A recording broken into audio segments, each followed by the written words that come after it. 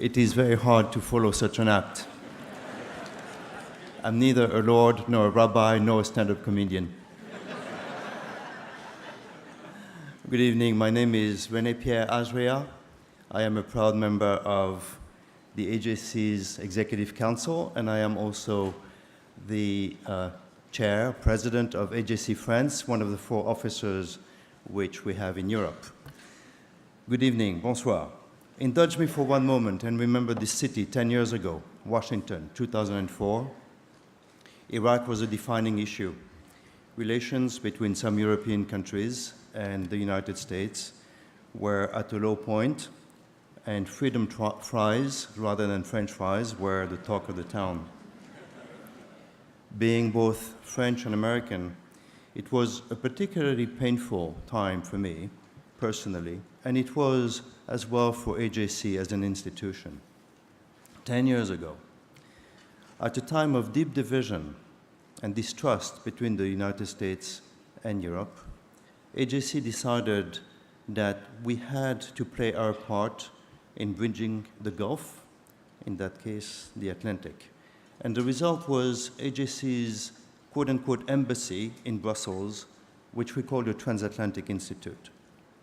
Today, 10 years later, the EU is a critical player on the issues that top AJC's agenda, in particular, from taking a leading role in the nuclear negotiations with Iran and in serving as the largest donor to the Palestinian Authority. And the Transatlantic Institute is here, day in and day out, to engage European institutions, diplomats, and members of the European Parliament. Please turn your attention to the screens behind me for a short video about the Transatlantic Institute. The European Union, the EU as it is commonly known, is quite simply the greatest peace project in modern history. In 1946, Winston Churchill, together with other European visionaries, spoke of the need to recreate the European family and allow it to dwell in peace, in safety, and in freedom. And the first practical step would be to form a Council of Europe. And thus, the process of European integration began, recognizing that forging economic interdependence, first through coal and steel, then broadening the agenda, would help buttress the political evolution from war to peace. Today, that transformation is complete. The EU received the Nobel Peace Prize in 2012 for this very reason.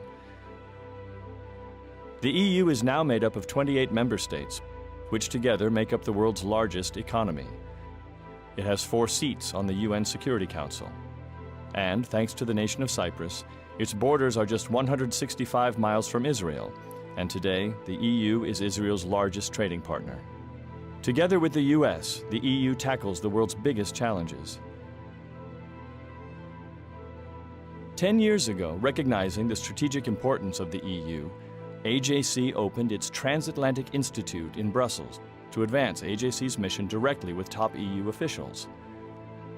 That vision has enabled AJC to play an important role in strengthening transatlantic relations and addressing EU priorities and policies regarding Israel and anti-Semitism. In 2013, AJC's Transatlantic Institute, together with AJC offices in Berlin, Paris, and Rome, helped lead the way in urging the EU to label Hezbollah a terrorist organization. It took nearly 200 meetings with top officials, 3 op-eds in the Wall Street Journal Europe, a half-day hearing at the European Parliament, and over a dozen targeted media programs. These efforts were reinforced by AJC offices across the United States and in meetings with European heads of state and foreign ministers. In the end, the campaign was a success. In July 2013, the EU added the military wing of Hezbollah to its terror blacklist. The EU's decision sends a strong message to Hezbollah that it cannot operate with impunity. Today, the European Union serves as a model of what democratic values and visionary leadership can achieve. Today, the Transatlantic Institute is an indispensable part of AJC's global diplomatic architecture. And today, we say thank you to Rhoda and the late Dr. Jordan Baruch, whose trust and generosity turned this AJC dream into a reality. To learn more and support our global efforts, visit ajc.org.